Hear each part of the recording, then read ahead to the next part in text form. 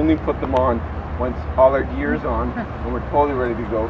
Even with the temperature now, they're going to be very warm. But when we're going high speed, they're pretty nice to have on. Yep. And they are considered a personal flotation device as well. So if you were to be in the water, they are doing something to keep some of that body warmth there and then also float you. Right? So they are pretty much a survival suit. What we ask is that once you get in,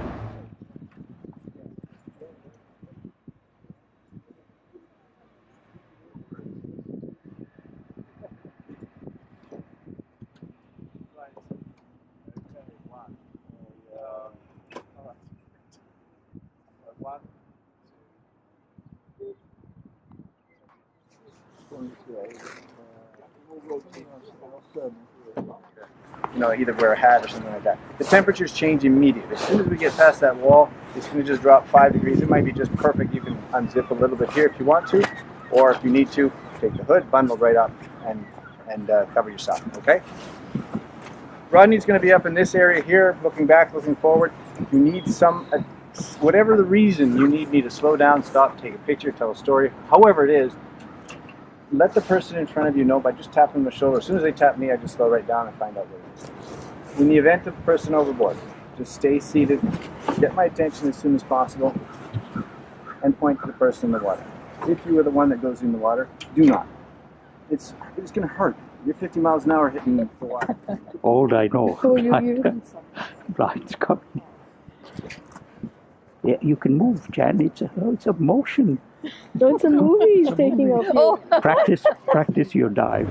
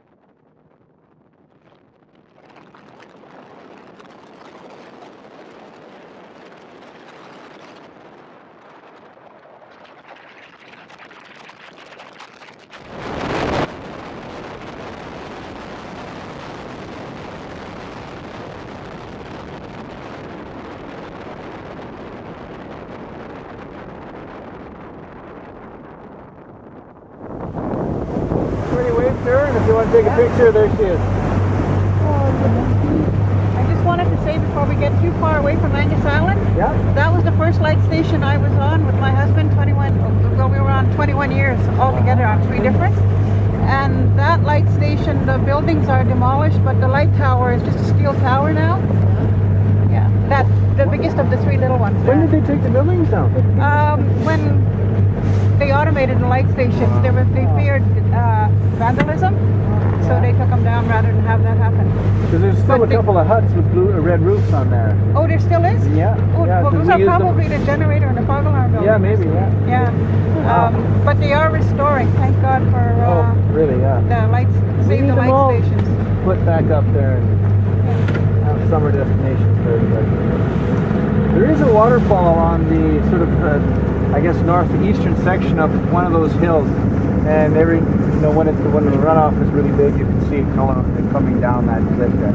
So that's what they call Turtle Head at that point over there. Yeah. I don't think so. No. Yeah,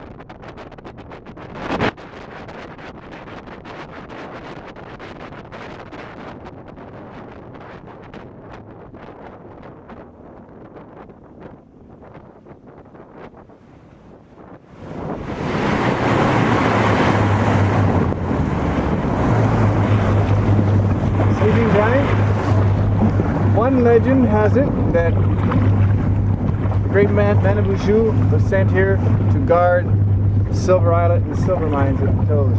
Okay, so they're in behind here, so he's sent here to guard. The other legend is that this was sedimentary rock and a volcano erupted underneath of it, pushing strata of I guess what you call magma streams out underneath the rock. It couldn't break through into a normal cone, so it's straticized underneath the layer of sedimentary rock, which was soft. So this igneous rock, volcanic rock, is underneath, and when the glaciers came through and scraped it, and when erosion came through and scraped it, all the soft sedimentary rock was pulled away, and what was left are these long fingers of magma underneath. So that's the second legend of why that one is there. Yeah, I can believe it because there's black beaches on Porphyry. Oh, yeah. Same with the Nor'westers, and same with this. And our Royale is similar, except for an our Royale there was an uplift and actually spun it up like this. So you see that the magma streams are vertical. Here they're a little more horizontal. That's classic. Yeah, that's state park, national, or not state park, but national park. Platform up there, cement platform above the rocks. Yeah. The waves were hitting that, and they washed 45-gallon drums of gas that were chained down into the lake. We lost all our gas drums. My goodness. Wow. So they did put a new dock on here, as you can see, a little bit of an aluminum, because there's a cement ledge there, and you can go against that cement ledge when it's perfectly flat, but they extended out, there's a little bit of a ledge underneath, so eventually we'll be able to start bringing people to this lighthouse as well, and they'll be working on that. That's a helicopter pad. I think that one over there is there. Up higher. That's what that's high. The waves must have been coming right up the lake this way and hitting the point. But what we need on this is wood rail. See how sharp it is on the bottom? This is good. Yeah. And they can lift it up and down. So there's a little bit of step in the lower place for both. But we need it's very sharp or very narrow. Sure. I'll get Paul on it. He'll figure it out. So this is straight cliff. I've had my sailboats right up against that wall.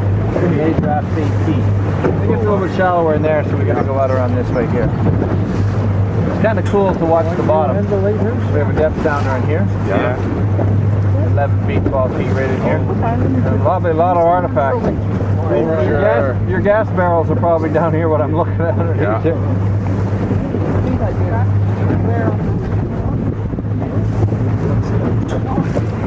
Quite the landing up there. Yeah, it's a big.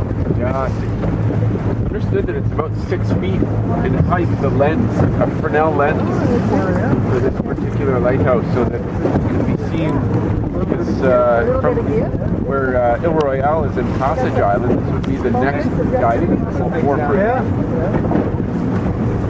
What's that underneath? Just I don't know what it is, but it's certainly something.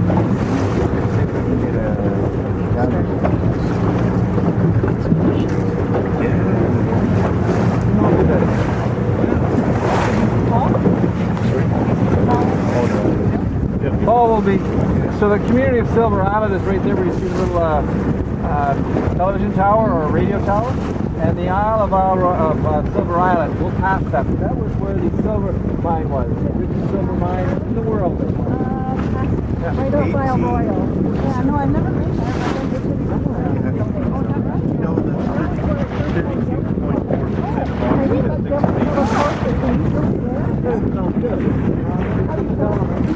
you can keep that line. Yeah.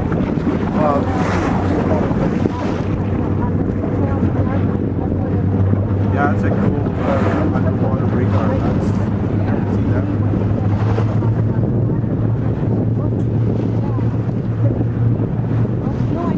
You all good? Ready?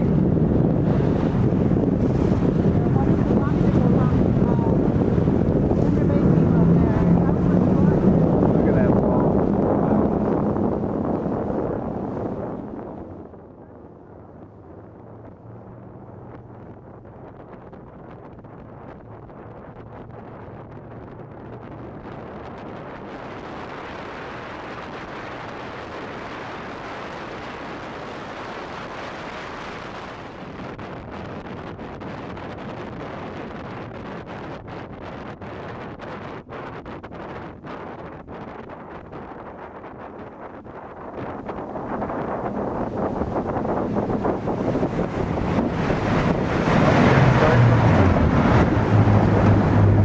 this is Silver Island, and as Greg was saying earlier, at one time the richest silver mine in the world.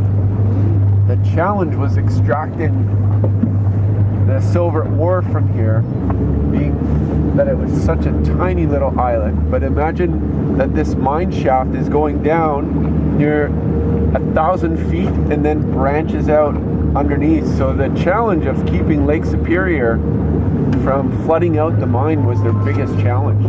Just dealing with the conditions of the lake and then having enough wood and coal to keep the pumps running and the waves from crashing over. At one time they said that it was about 10 times the size of this isle with just cribbing and buildings around it. We've been out here in our canoe. Yes. On this side you can still see a lot of the framework and structure Absolutely. underneath the water. Yeah. A calm day. And the mine shafts, they're 2 mine shafts. They're about 4 by 4 and they're about 30 feet forward of us. You can, with a canoe or a kayak, go right over them. I don't know about this vessel. What's the draft on this one? 2. Probably could in these calm conditions. Let's see if we can look at it. They're just off the point here, Greg.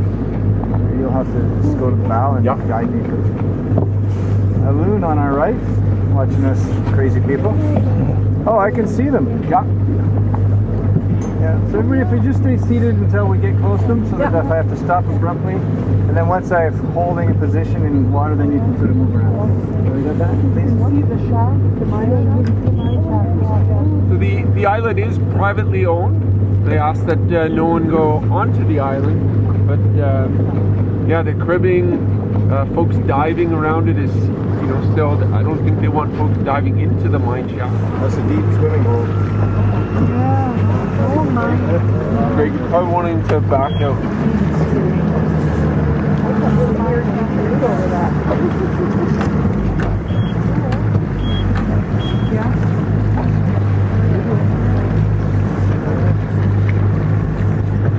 That profiles nicely on the camera.